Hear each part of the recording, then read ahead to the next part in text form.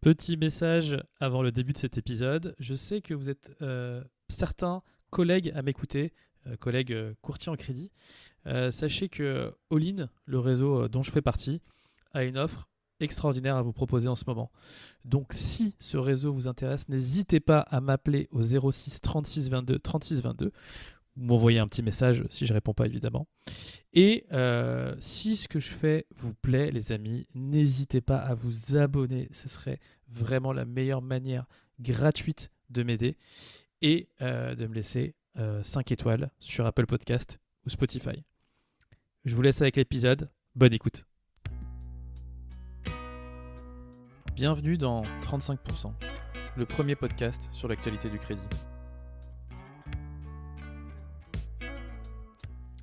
Nous parlerons de crédit immobilier, d'immobilier en général et de finances personnelles.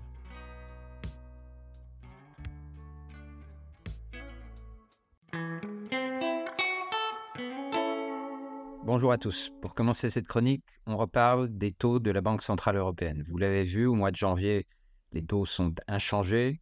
C'était relativement attendu. Ce qui est plus intéressant, ce sont les signaux qui ont été envoyés ces dernières semaines par Christine Lagarde et les autres gouverneurs de Banque Centrale pour signifier que les taux ne baisseraient pas aussi vite que ce que les marchés pouvaient penser. Donc on parle maintenant plutôt d'une première baisse des taux directeurs qui pourrait intervenir à l'automne. L'OAT, elle, s'est maintenant stabilisée autour de 2,70, ce qui signifie que le bon niveau pour les taux de crédit aujourd'hui, théoriquement, serait autour de 3,70.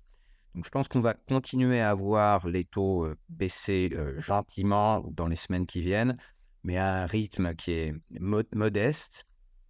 Et je continue de penser que la cible de taux de crédit autour de 3% à horizon, disons, 1 an, ça peut être fin 2024 si on a de la chance ou début 2025, reste une cible réaliste.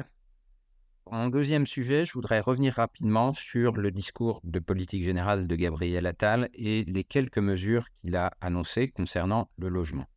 Qu'est-ce qu'on y trouve ? Tout d'abord, on nous annonce un choc d'offres.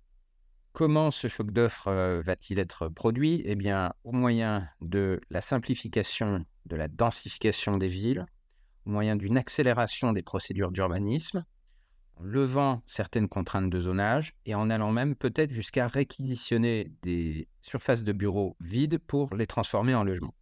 Donc on nous annoncera dans les semaines qui viennent une vingtaine de territoires prioritaires qui seront désignés et qui pourront bénéficier de ces mesures de simplification.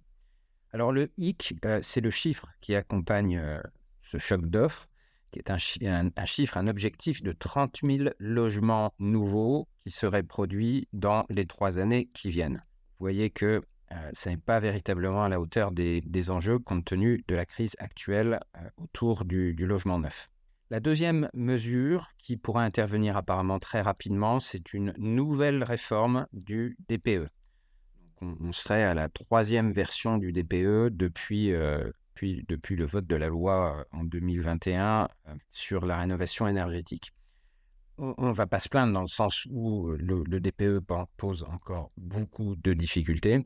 On peut simplement regretter qu'il faille autant de temps pour trouver une formule qui soit opérationnellement juste. La 3e mesure, c'est la facilitation de l'accès à ma prime rénov. Alors là, je ne vais pas passer par 4 chemins. C'est quelque chose qu'on nous avait déjà annoncé au mois d'octobre, qui est censé être en place depuis début janvier. Donc, on est juste, selon moi, en train de nous vendre une nouvelle fois quelque chose qui était déjà en place. Enfin, la dernière mesure annoncée, c'est l'assouplissement du quota de 25% de logement social qui figure dans la loi SRU et qui s'impose à de nombreuses communes. Et la façon de l'assouplir, ça va être d'intégrer dans ce chiffre le logement intermédiaire, ce qui n'était pas fait jusque-là. Donc ça va plutôt dans le bon sens, me semble-t-il, et ça pourrait redonner envie à certains maires de construire, et en tout cas d'accorder des permis de construire, ce qui posait beaucoup de difficultés jusqu'à présent. Voilà, c'était ma chronique pour le mois de février, et je vous dis à bientôt. Merci d'avoir écouté cet épisode de 35% jusqu'au bout. Encore une fois, je vous invite, surtout si vous êtes sur Apple Podcast ou Spotify, à me laisser 5 étoiles ainsi qu'un petit commentaire, à vous abonner, peu importe la plateforme sur laquelle vous m'écoutez. Et moi, je vous souhaite un bon mois et je vous dis À la prochaine.